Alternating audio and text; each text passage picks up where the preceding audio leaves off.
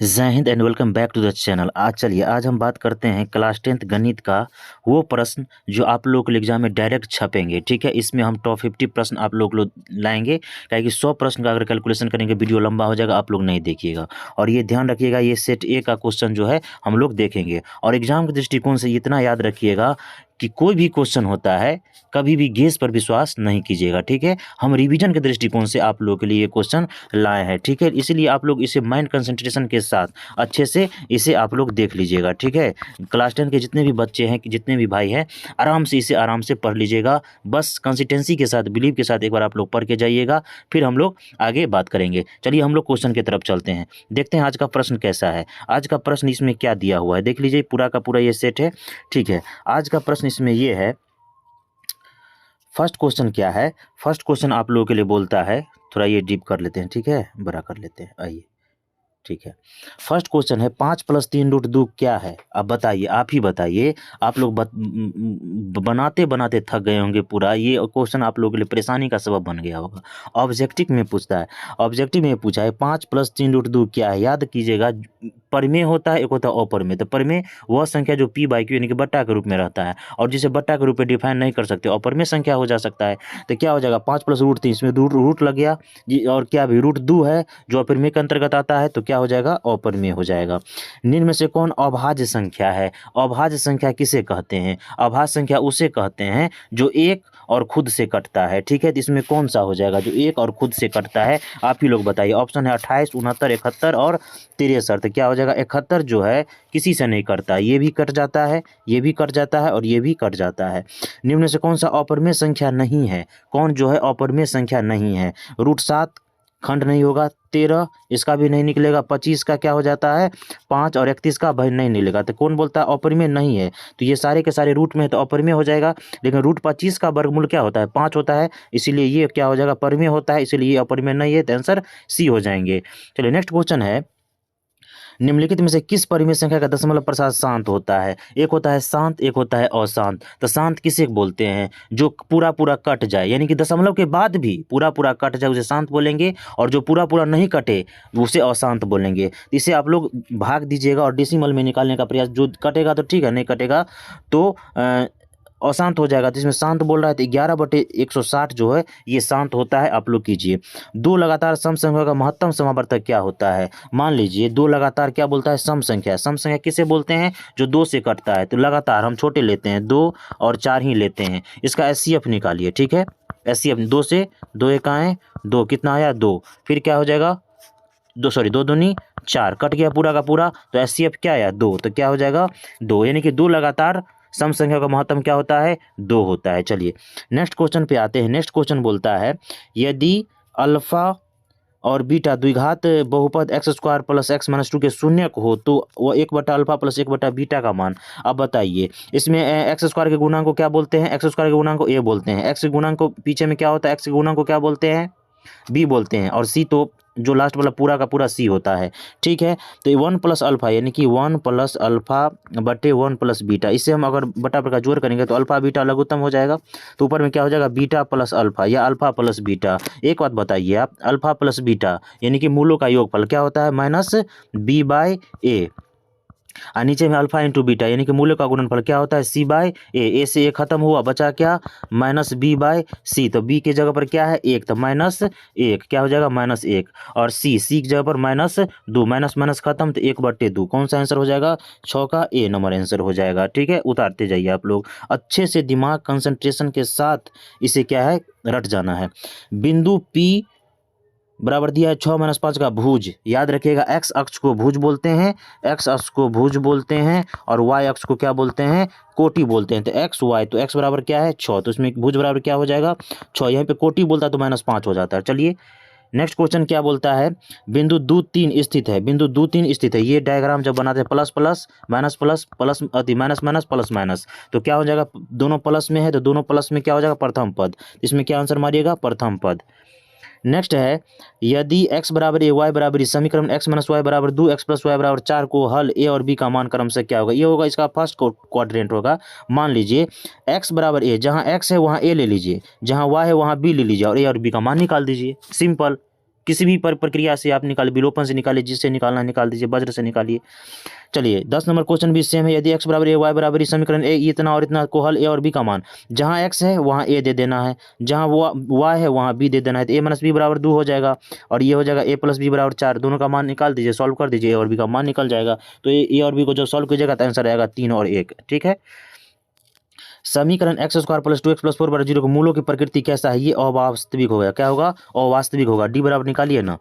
बिंदु 4 माइनस 1 और 2 3 के बीच की दूरी सूत्र लगा दीजिएगा ना। Root under x2 minus x1 को whole square plus y2 minus y1 का whole square x1 y1 x2 y2 निकाल दीजिएगा दूरी सूत्र। तो आंसर क्या हो जाएगा इसका? निकलेगा 2√5 वर्ग इकाई।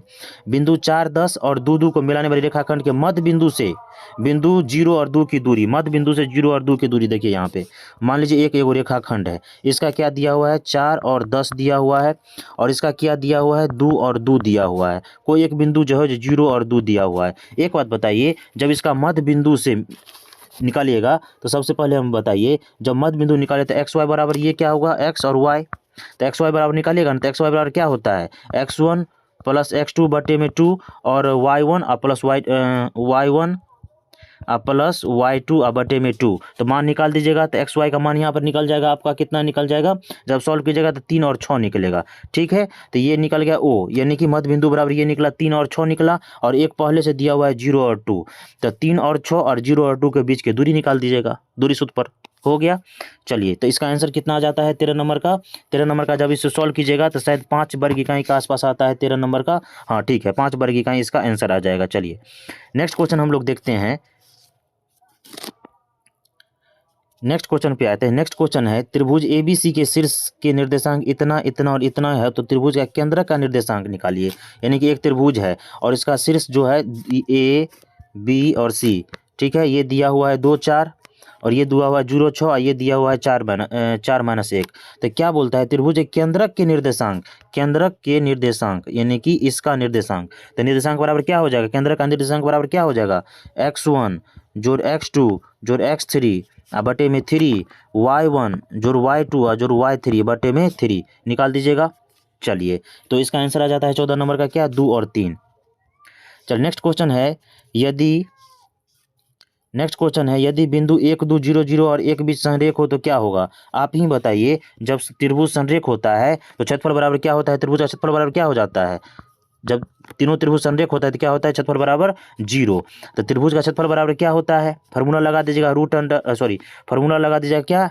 1/2 x1 y2 minus y3 formula लगा दीजिएगा। उसके बाद जो मान आएगा उसको दे दीजिएगा, तो मान आएगा 2a बराबर b। इसका आंसर आ जाएगा।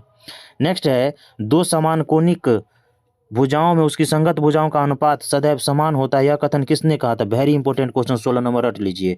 दो समान कोणिक त्रिभुजों में उनकी संगत भुजाओं का अनुपात सदैव क्या होता है? समान होता है। यह कथन किसने कहा था? तो यह कथन किसने कहा था? थेल्स के द्वारा यह कथन कहा गया था। याद कीजिए, 2 क्वेश्चन बना, एक तो ये थेल्स कहा था और याद ये भी कर लेना है कि दो समान कोणिक त्रिभुजों में संगत भुजा का अनुपात क्या होता है? सदैव समान होता है। 17 में आइए, यदि किसी त्रिभुज में दो भुजाओं के वर्गों का योग तीसरी भुजा के वर्ग के बराबर हो तो तीसरी भुजा के समकोण का मान 90 डिग्री होता है। कितना होता है? 90 डिग्री होता है। 18 नंबर क्या है? 18 नंबर, त्रिभुज ABC समरूप है त्रिभुज DEF तथा BC बराबर 3 सेंटीमीटर, EF बराबर 4 सेंटीमीटर। त्रिभुज ABC का क्षेत्रफल 54 सेंटीमीटर स्क्वायर है, तो DEF का क्षेत्रफल तो क्या होता है? त्रिभुज ABC का क्षेत्रफल बटे में त्रिभुज DEF का क्षेत्रफल। असंगत भुजा का जब क्षेत्रफल दिया हो तो संगत भुजा के वर्गों का अनुपात हो जाता है, तो क्या हो जाएगा? BC बटे में EF का होल स्क्वायर। ठीक है। तो त्रिभुज ABC का कितना दिया हुआ है? 54 और DEF बराबर नहीं दिया हुआ तो x ले लीजिए। BC कितना दिया हुआ है? BC दिया हुआ है 3, तो 3 तिया 9। EF का मान कितना दिया? EF का 4, तो 4 चौका 16, 9 6 है 16, 9 6 है 54 हो गया। कोना कोनी गुना कीजिए तो x बराबर क्या हो जाएगा? 16 छक 96। कोना कोनी गुना कीजिएगा तो ये 9 6 है 54 काटा तो 16 छक, यहाँ देख कितना हो जाएगा? 96। कौन सा है? 96 बी नंबर, 18 का बी नंबर। नेक्स्ट है, वृत्त के अंदर एक दिए हुए बिंदु से वृत्त पर कितनी स्पर्श रेखाएं खींची जा सकती है? वृत्त के, मान लीजिए एक ठो वृत्त है, ये वृत्त के अंदर दिए हुए एक बिंदु से कितनी वृत्त के अंदर स्पर्श रेखा खिंचाता है? बाहर ना स्पर्श रेखा खिंचाएगा, अंदर थोड़े स्पर्श रेखा खिंचाएगा, तो क्या हो जाएगा? 0। नेक्स्ट है, यदि त्रिभुज ए बी सी तथा D E F A B बटा यदि बीचों दोनों समरूप हो तो क्या होंगे? याद कीजिएगा, जब ए दो त्रिभुज है, ये है ए, ये है बी और ये है सी, ये है डी, ये है ई और ये एफ। जब दोनों त्रिभुज समरूप होंगे तो कौन ए बराबर कौन डी होता है, कौन बी बराबर कौन ई होता है, कौन सी बराबर कौन एफ होगा। फिर उसी तरह ए बी बराबर डी ई होगा, बी सी बराबर ई एफ होगा और ए सी बराबर डी एफ होगा। तो इसमें क्या पॉसिबल है? इसमें पॉसिबल क्या है? इसमें पॉसिबल है कौन बी बराबर कौन ई बराबर, यही ना बराबर होगा। चलिए नेक्स्ट क्वेश्चन पे आते हैं। 21 नंबर क्वेश्चन देखिए, 21 नंबर क्वेश्चन हो गया, सॉरी 21 नंबर क्वेश्चन पे आइए। समद्विबाहु समकोण त्रिभुज एबीसी में जहाँ कौन सी समकोण है, समद्विबाहु त्रिभुज जिसके दो भुजा बराबर हो और सी क्या है समकोण हो, तो ए बी स्क्वायर बराबर क्या हो जाएगा? तो ए बी स्क्वायर बराबर हो जाएगा 2ac स्क्वायर, क्योंकि मान लीजिए ये ऐसे समद्विबाहु समकोण त्रिभुज है, ठीक है, सी पर समकोण है, तो मान लीजिए ये ए है, ये बी है, सी है, ये है 90 डिग्री। तो समद्विबाहु त्रिभुज में क्या होता है? दो त्रिभुज दो भुजा बराबर, तो ये बराबर होता है। तो एक बात बताइए, जब एक भुजा यहाँ पे दिया हुआ है ए बी स्क्वायर, तो ए बी स्क्वायर बराबर मान लीजिए ए बी स्क्वायर बराबर क्या होगा, वही ना पूछ रहा है। तो एक बात बताइए, अगर ये 5 है, मान ली ये 5 है, तो ये दोनों, ये 5 है तो ये दोनों समद्विबाहु त्रिभुज में दो भुजा बराबर होता है, तो ये अगर 3 है तो ये भी 3 हो जाएगा। तो अगर ए बी बराबर हो जाएगा तो ए सी और ई दोनों बराबर है, तो इसीलिए हम कह सकते हैं ए सी स्क्वायर, यानी कि ए सी यानी बी सी बराबर भी 3 है, ए सी बराबर भी 3, तो ए सी स्क्वायर बोल सकते हैं, क्योंकि ये भी 3 और ये भी 3 है, क्योंकि 3 तिया 9 या 3 3 6। चलिए आइए 22 नंबर क्वेश्चन पे। ये किसी बाह्य बिंदु P से एक वृत्त जिसका केंद्र O है पर खींची गई दो स्पर्श रेखाएं पी ए बराबर पी बी के बीच का कोण 80 डिग्री है, थोड़ा छोटा कर ले, हो तो पी ओ ए का मान, यही तो पिछले वीडियो में बताएं, ये है मान लीजिए ये, और ये है O, ये है A, ये है B और ये है O और ये है P। दो स्पर्श रेखा है पी ए और पी बी, ये बराबर कितना दिया हुआ है 80। तो ये रेखा खींचिएगा तो ये कौन ए बराबर 90, कौन बी बराबर भी 90। अगर स्पर्श रेखा बराबर होता है तो क्या होता है, संगत जो भुजा, सॉरी, जब एक कोण 80 डिग्री होता है तो यह क्या हो जाएगा, ये हो जाएगा 90 और ये क्या हो जाएगा 80। तो दोनों को जोड़िएगा तो कितना आ जाएगा, 180 में से घटा दीजिएगा, उसी पर कितना हो जाएगा 180, तो 50 आंसर हो जाएगा। क्या हो जाएगा 50 आंसर, कर लीजिएगा, पिक्चर भी देख लिया आप। नेक्स्ट क्वेश्चन है 22 नंबर। डी ए बी सी की भुजाएं ए बी और ए सी पर दो बिंदु डी तथा इस प्रकार है कि डी ई समानांतर, ये क्या है डी ए बी सी, ये क्वेश्चन गलत है। 23 नंबर। 24 नंबर, समानांतर श्रेणी 8 10 12 का 10वां पद यानी n बराबर 10 दिया हुआ है, ए बराबर कितना है 8, डी बराबर क्या होता है A2 - A1 यानी कि 10 - 8 बराबर क्या हो जाएगा 2, और n बराबर क्या दिया हुआ है 10, तो 9 निकाल लीजिएगा फॉर्मूला समांतर श्रेणी के a + n - 1 × d बराबर, आंसर आराम से निकल जाएगा। नेक्स्ट क्वेश्चन है 25 नंबर। यदि समीकरण x² + 2x + x बराबर 4 है तो एक मूल 2 दिया हुआ है तो k का मान, तो एक मूल 2 दिया हुआ है तो जहाँ 2 बोल रहा है वहाँ x के जगह पर 2 बैठा दीजिए, x के जगह पर 2 बैठा दीजिए, ऑटोमेटिक इसका मान k का मान निकल जाएगा। तो k का मान कितना आएगा -2। समानांतर श्रेणी 21 18 15 का कौन सा पद शून्य है, यानी कि an बराबर 0 दिया हुआ है और पूछता है कौन सा पद, यानी कि n पूछ रहा है, ठीक है। तो यहाँ से मान निकाल दीजिएगा an - 1 × d बराबर 0, ठीक है 0, तो फॉर्मूला बैठा दीजिएगा, ए दिया हुआ है, डी दिया हुआ है और एन निकालना है।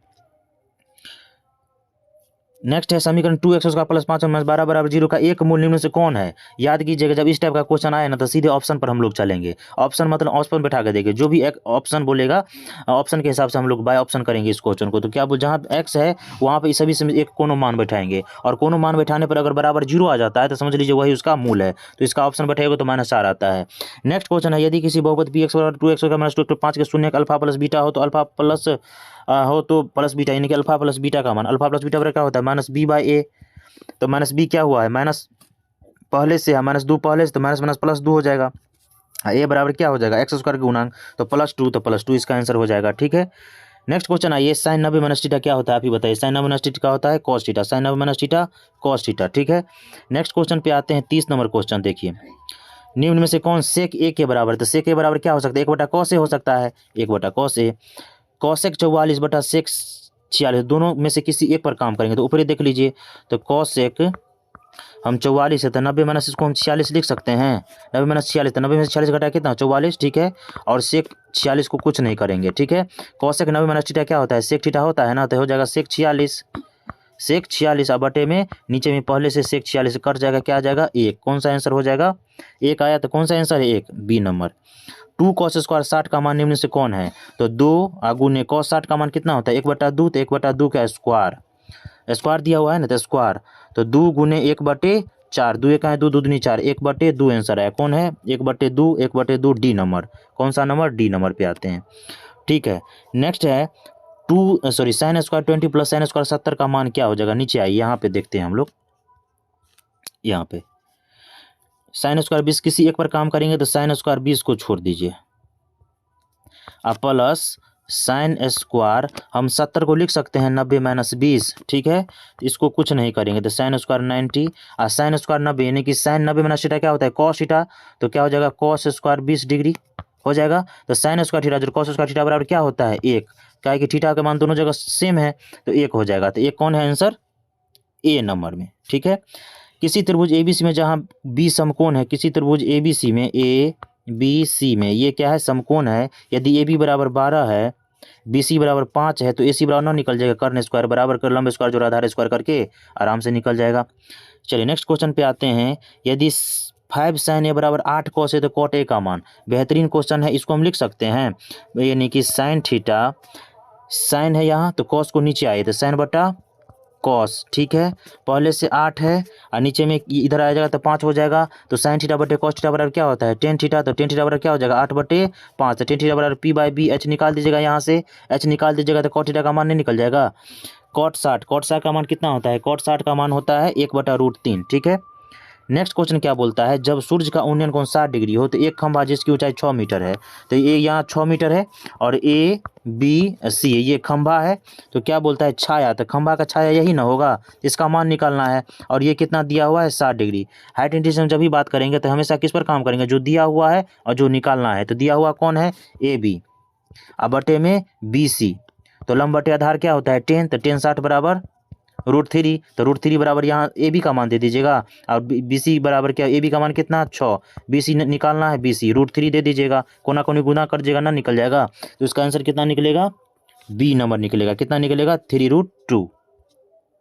नेक्स्ट क्वेश्चन पे आते हैं। यदि एक अर्धवृत्त का परिमाप 36 हो तो इसकी त्रिज्या, तो अर्धवृत्त का परिमाप बराबर 36 ऑलरेडी दिया हुआ है, परिमाप बराबर क्या होता है πr प्लस 2r, अब πr प्लस 2r फिर से लिख देते हैं, ठीक है, πr प्लस 2r बराबर कितना दिया हुआ है 36, यहाँ से क्या करेंगे हम r कॉमन लेंगे, तो πr प्लस 2 बराबर 36, तो यहाँ से r का मान निकल जाएगा, जब r का मान निकल जाएगा तो r है ना त्रिज्या है, मान निकल गया, तो इसका मान कितना निकलेगा 7 सेंटीमीटर। ठीक है, 7 सेंटीमीटर, 7 से इसका 2√3 निकलेगा 7 से। एक वृत्त का क्षेत्रफल दिया हुआ है, इसका व्यास न निकल जाएगा, वृत्त क्षेत्रफल पाई आर स्क्वायर बराबर 154 दिया हुआ है, तो यहाँ से r का मान निकल जाएगा, और r का मान निकला यानी कि त्रिज्या निकला, व्यास पूछ रहा था r बराबर d पूछ रहा था, d बराबर 2r होता है, 2 से गुना कर दीजिएगा, r बराबर वही आंसर आ जाएगा, तो आंसर कितना आता है 40 का ए नंबर, यानी कि 14 सेंटीमीटर। ठीक है, एक बेलन का व्यास इतना दिया हुआ है, यानी कि d बराबर दिया हुआ है आपका 28, तो r बराबर होता है d/2, तो 28/2 हो जाएगा, यानी कि 14, और ऊंचाई दिया हुआ है h बराबर 20 दिया हुआ है, तो बेलन का बक क्षेत्रफल क्या होता है 2πrh, मान निकल जाएगा आराम से, r दिया हुआ है h दिया हुआ है। नेक्स्ट क्वेश्चन, एक ठोस अर्धगोला जिसकी त्रिज्या 7 सेंटीमीटर है, कुल परिक्षेत्रफल 2πr3, मान बैठा दीजिएगा निकल जाएगा। दो वृत्त का त्रिज्या का अनुपात 2:3, इसके क्षेत्रफल का अनुपात, तो क्षेत्रफल का अनुपात क्या हो जाएगा πr1 स्क्वायर बटे πr2 स्क्वायर बराबर में क्या होता है 2/3 है, सॉरी त्रिज्या का अनुपात यहाँ तक, जहाँ त्रिज्या है वहाँ त्रिज्या का मान दे दीजिए, यानी कि π2 का स्क्वायर बटे में π3 का स्क्वायर, पाई से पाई खत्म, तो 2 दूनी 4 और 3 तिया 9, 4:9, बी नंबर आंसर इसका हो जाएगा। नेक्स्ट क्वेश्चन है 44 क्या बोलता है, यदि किसी त्रिज्या का केंद्रीय थीटा माप थीटा है, त्रिज्या r है, तो चाप की लंबाई, तो चाप की लंबाई क्या होता है 2πr थीटा बटे में 360, देखिए कौन है बी नंबर, सॉरी ए नंबर, क्या हो जाएगा ए नंबर, लेकिन वहीं पर त्रिज्या खंड रहता तो पाई उसका थीटा बटे 360 हो जाता। ठीक है, नेक्स्ट क्वेश्चन है 2 3 4 5 6 की माध्यिका, इसे आरोही क्रम में सजाइएगा, तो इसमें माध्यिका क्या हो जाएगा, सजाने पर जो बीच वाला होता है वही माध्यिका होता है, तो इसमें माध्यिका हो जाएगा 4। निम्न से कौन सी घटना प्रायिकता नहीं हो सकती, इनमें से कौन जो है प्रोबेबिलिटी नहीं दर्शाता है, तो 46 का नंबर क्वेश्चन थोड़ा बड़ा 40 नंबर इनमें से कौन सी इसकी घटना प्रोबेबिलिटी नहीं हो सकती, प्रोबेबिलिटी इनमें से कौन सा होगा, नहीं होगा, तो याद रखिएगा डेढ़, हाँ ठीक है 1.5 जो इसका प्रोबेबिलिटी नहीं होगा। वर्ग अंतराल 0-20 का वर्ग चिन्ह, तो वर्ग चिन्ह के बराबर क्या होता है, शुरुआत वाला, ठीक है, तो क्या हो जाएगा 47 का सी। किसी आलेखीय चित्र में माध्यिका ज्ञात किया जा सकता है, किसी आलेखीय चित्र से माध्यिका ज्ञात किया जाए, किससे जो है माध्यिका ज्ञात किया जा सकता है, तोरण से, किससे, तोरण से। 48 नंबर का अच्छे से रख लीजिए। एक पासा को एक बार फेंकने पर 5 आने की प्रोबेबिलिटी कितनी होगी, पासा पर डिपेंड करता है, तो क्या हो जाएगा 1/6 हो जाएगा, यानी कि 49 का बी। अच्छी तरह से फेंटे गए ताश के पत्ते 52 पत्ती, उनमें से एक पत्ता यादृच्छिक निकाला जाता है, तो लाल रंग के रानी होने की प्रोबेबिलिटी, तो रानी क्या गो होता है, तो रानी होता है एगो, तो 4 गो, तो 4 में 52, फिर से देख लीजिए 4 में टोटल ताश की पत्ता कितना, बट्टे में 52, यानी कि ऊपर में जितना होता है नीचे में जो होता है कुल, तो 4 एकाएँ 4 और 4 तिया 12, 1/13, 1/13 आ जाएगा रानी की प्रोबेबिलिटी। 1/13 कौन है, ए नंबर। तो ये था टॉप 50 क्वेश्चन, आप लोग अच्छे से देख लीजिए और इसी अच्छे से रट ही जाइए, क्योंकि ये क्वेश्चन जो आपको एग्जाम में डायरेक्ट आएंगे, ठीक है, वही क्वेश्चन हम इसमें लेके आए हैं। फिर भी मिलेंगे हम लोग नेक्स्ट वीडियो में, आप लोग अच्छे से देख लीजिए, अगर पसंद आते तो चैनल से जुड़िएगा जरूर। मिलेंगे नेक्स्ट वीडियो में, तब तक के लिए टेक केयर, बाय बाय, जय हिंद, धन्यवाद, मन लगा के पढ़िए।